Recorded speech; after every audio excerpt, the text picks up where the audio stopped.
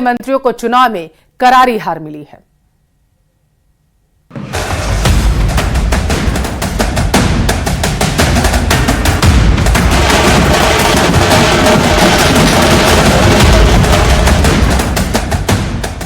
Postal ballot खुले तो धड़कनें बढ़ी, ईवीएम के पत्ते खुले तो सांसें अटकी और जब नतीजे निकलने लगे तब अरमान चकनाचूर होने लगे।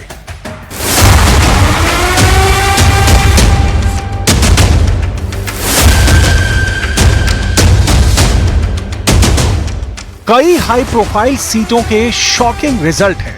चर्चित चेहरे, दिग्गज सियासी हस्तियां, फिल्मी सितारे और बाहुबलियों को भी 24 के चुनाव में जोरदार झटके महसूस हुए हैं। जमीन उनकी भी खिसकी जो खुद को चुनावी राजनीति का धुरंधर मान जनमानस से ऐंठ रहे थे। सबक उन्हें भी मिला जो अपनी सितारा छवि को कैश करने चले थे। जनता ने लोकतंत्र का पाठ उन्हें भी पढ़ाया जो अपनी विरासत की राजनीति चमकाने आए। 24 के जनादेश ने सबको करारा जवाब दिया है। सिलसिलेवार ढंग से देखिए दिग्गजों के हार और हार की वजह। शुरुआत सबसे ज्यादा सीटों वाले उत्तर प्रदेश से, जहां बहुत बड़े उलटफेर हुए हैं। उत्तर प्रदेश की हॉट सीट कही जाने वाली अमेठी सीट पर केंद्रीय मंत्री स्मृति ईरानी को कांग्रेस के किशोरीलाल शर्मा ने बड़े अंतर से चुनाव में हरा दिया है।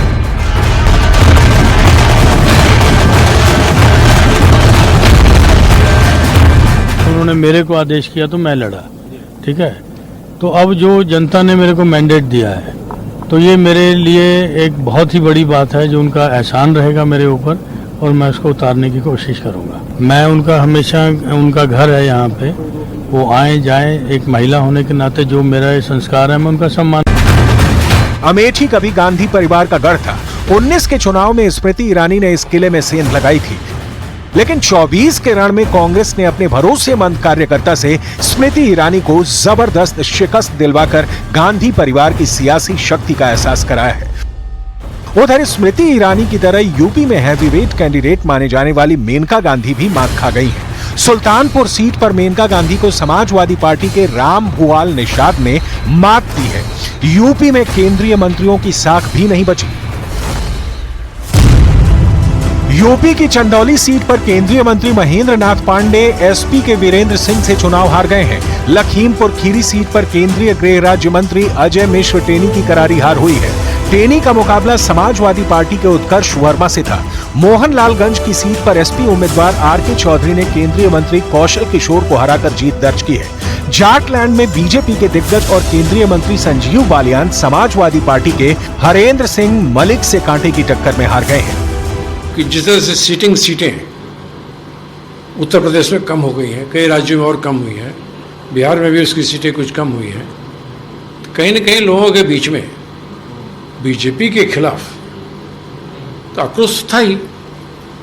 जो मैंडेट आया उसके बाद अब लगता है नए राजनीतिक समीकरण बन सकते हैं कि जिस तरह से सीटें उत्तर प्रदेश में कम हो गई हैं, कई राज्यों में और कम हुई हैं, बिहार में भी उसकी सीटें कुछ कम हुई हैं, तो कहीं न कहीं लोगों के बीच में बीजेपी के खिलाफ तो आक्रोश था ही।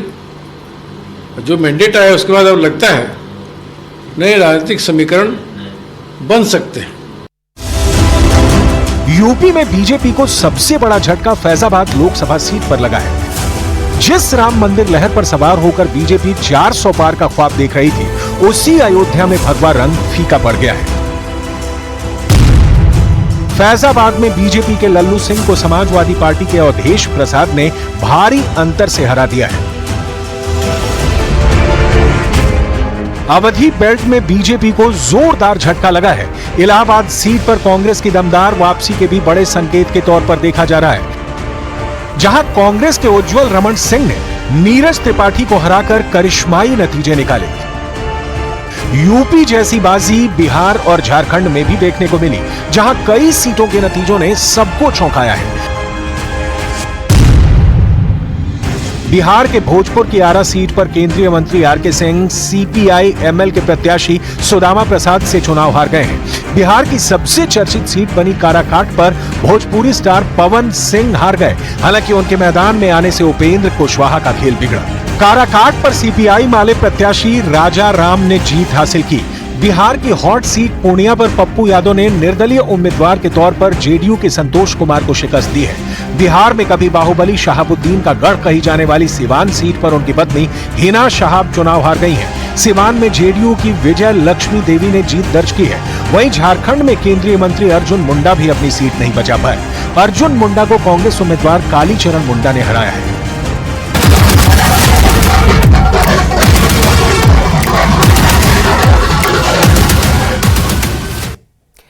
चुनावी राजनीति में किस्मत आजमाने उतरे फिल्मी सितारों को भी जनता ने चौंका दिया। इस चुनावी दंगल में बड़े बड़े नाम धड़ाम हो चुके हैं।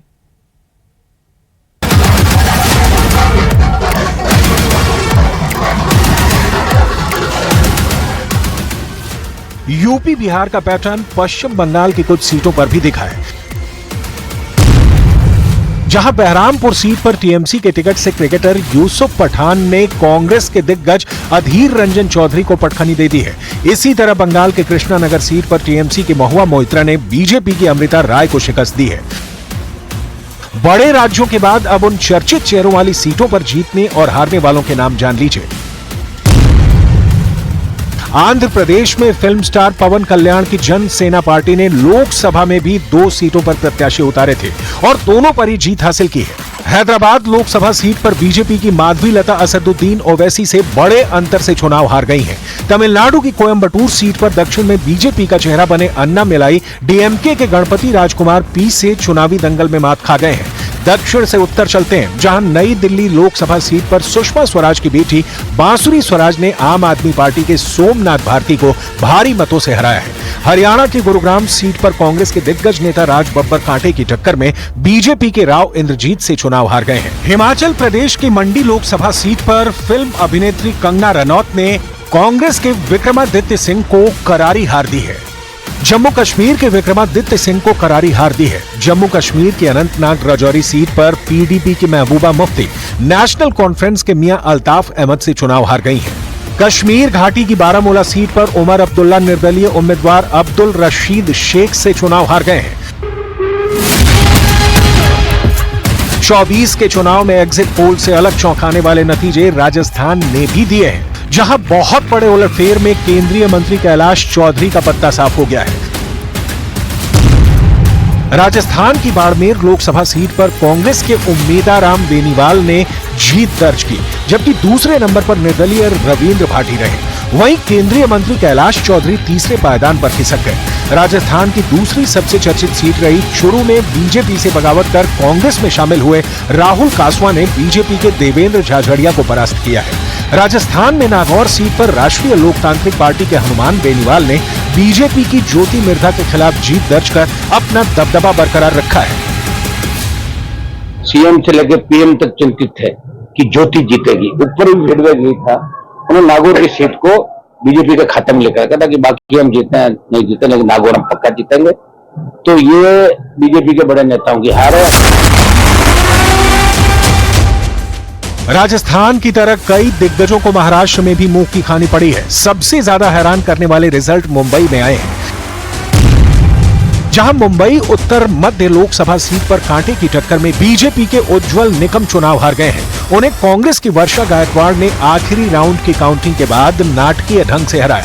महाराष्ट्र के भिवंडी लोकसभा सीट से केंद्रीय मंत्री कपिल पाटिल को एनसीपी शरद पवार के सुरेश म्हात्रे और बालिया मामा ने हरा दिया है।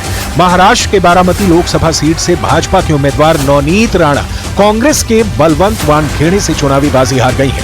महाराष्ट्र की सबसे चर्चित सीट में से एक औरंगाबाद पर शिवसेना शिंदे गुट के संदीपन राव भूमरे ने एआईएमआईएम उम्मीदवार इम्तियाज जलील को हरा दिया है। 24 के जनादेश में भारी अंतर से जीत दर्ज करने वालों में मध्य प्रदेश के पूर्व मुख्यमंत्री शिवराज सिंह चौहान का नाम है। यूपी की नगीना सीट पर जीत दर्ज कर चंद्रशेखर आजाद ने भी नई सियासी धारा की दस्तक का ऐलान किया है। मुख्तसर बात यह है कि 24 का चुनाव लोकतंत्र की ताकत का एहसास कराने वाला है, जिसमें जीत और हार से बड़ा संदेश राजनीति में कई रवायत स्थापित करने का है। 24 का जनादेश नरेंद्र मोदी के नाम का है, उनके काम का है, जिन्होंने सत्ता को सेवा का माध्यम बनाया। उन्हें बहुमत देकर आवाम ने नया इतिहास रचा है। साथ ही जनता ने उन्हें खारिज किया जिनके काम से खुश नहीं थे। और चलिए इसी के साथ फिलहाल के लिए इस बुलेटिन बस इतना ही। रुकते हैं एक छोटे से ब्रेक के लिए, जल्द हाजिर होंगे।